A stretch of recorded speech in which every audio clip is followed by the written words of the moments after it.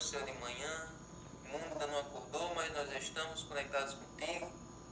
E agora pedimos a tua bênção, pedimos a tua direção para compreendermos, Senhor, esse assunto maravilhoso e da lição da sexta-feira. Em nome de Jesus. Amém.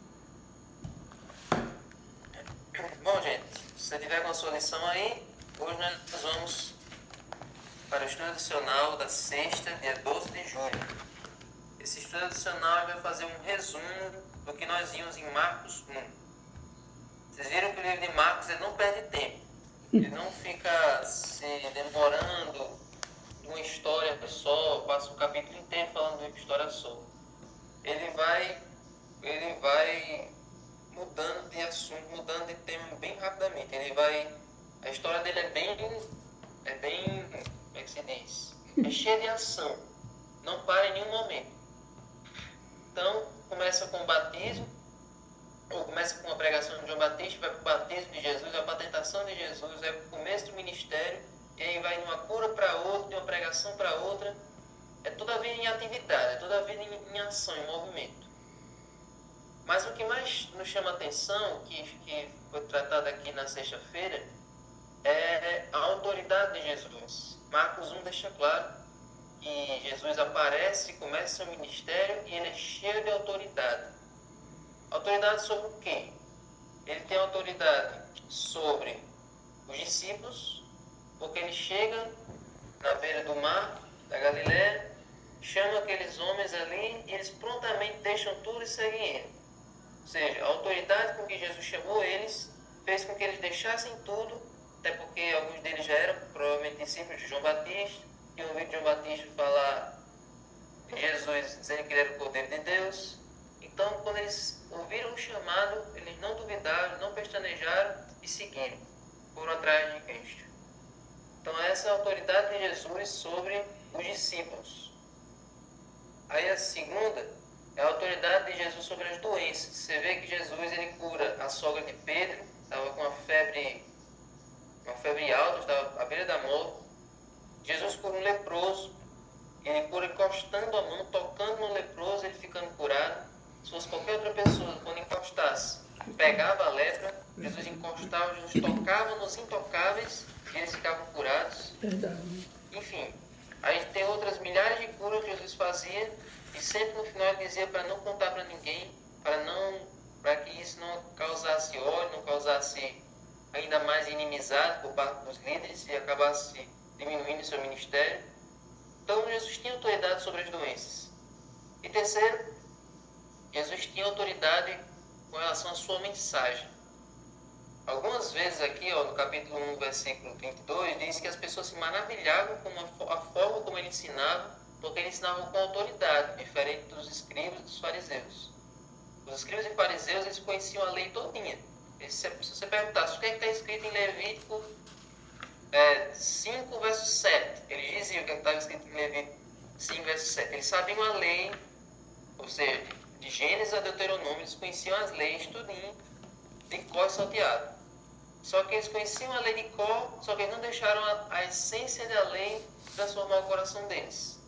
Eles conheciam o que estava escrito na lei, mas o amor, que é a essência da lei, não estava na vida deles. Então eles pregavam uma coisa e viviam outra. Então Jesus ele ensinava por exemplo e por palavras. Por isso que as pessoas se maravilhavam. E ele falava de uma maneira genuína. Porque o que estava na lei era exatamente o que ele tinha inspirado Moisés a escrever. Então ele pregava com autoridade e com genuinidade. A palavra era dele, a palavra era de Deus. Então as pessoas amavam a mensagem de Jesus. E por fim eu deixei esse último tópico, é a autoridade de Jesus sobre os demônios. Uma coisa muito importante. Marcos 1, ele aproveitou para deixar bem claro uma coisa muito relevante, que Jesus ele tinha autoridade sobre os demônios. E outra, que os demônios estavam em grande atividade nesse período. Enquanto Jesus estava em atividade como portador da vida, como portador da esperança, como salvador do mundo, Satanás estava em atividade como destruidor do mundo. Enquanto Jesus ia tentando salvar, libertar as pessoas dos flagelos, libertar as pessoas do jugo, do pecado, das doenças, Satanás ficava indo também para ir destruindo as pessoas, para ir acabando com elas, para dificultar ainda mais o ministério de Jesus. Quando você analisa a história de Jesus, você vê o conflito de uma maneira bastante tangível, um grande conflito de uma maneira bastante visível. Satanás contra Cristo o tempo todo, desde o nascimento, desde Herodes até o final. E aqui, ó, em Marcos 1, a gente percebe esse conflito aí na cura do endemoniado.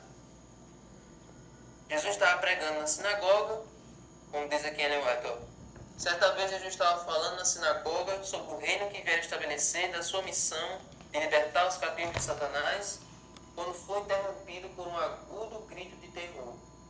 Jesus estava lá pregando, convencendo, tocando os corações. Satanás foi e quis fazer um show na sinagoga. Onde estava Jesus pregando, Satanás quis distrair as pessoas. Agora tudo era confusão e pavor. A atenção do povo se desviou de Cristo e suas palavras não foram ouvidas. Esse era o desígnio de Satanás, em levar a vítima até a sinagoga. Ou seja, Satanás possuiu a pessoa em outro lugar e trouxe ela até a sinagoga só para atrapalhar a mensagem de Cristo. Mas Jesus repreendeu o demônio. Amém? Jesus tem autoridade sobre o céu, sobre a terra, sobre tudo que existe. Ele tem autoridade sobre Satanás. Amém. Então, o segredo, a moral da história, a mensagem que Marcos quer trazer para nós é que esse Jesus que tem autoridade sobre tudo, ele tem autoridade sobre o inimigo, ele tem autoridade sobre Satanás. Amém. No livro de Marcos, Satanás já é o inimigo vencido. Amém. Jesus é o grande vitorioso. Jesus é o grande vencedor. Amém. As forças do mundo, as forças do mal não têm poder sobre ele. Verdade. Onde ele está, a vida reina. Onde ele está, a mensagem reina. Onde ele está, não há espaço para o mal. Amém. Então essa é a mensagem que nós vamos refletir ao longo do livro de Marcos, e essa é a mensagem que eu queria trazer para vocês nessa manhã no estudo adicional da lição. O bem sempre vence. Jesus já é vitorioso nesse conflito. E se Amém. ele venceu, nós também seremos mais que vencedores. Amém, Senhor. Então, como diz no Apocalipse, pelejarão eles contra o Cordeiro, e o Cordeiro os vencerá, e também todos que estiverem junto ao Cordeiro. Amém? Amém. Então, agora convidar mais uma pessoa para fazer uma oração.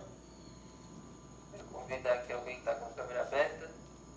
Deixa eu ver aqui, nossa irmã Samara. Samara? Pode fazer uma oração e aí nós vamos para o serviço cristão.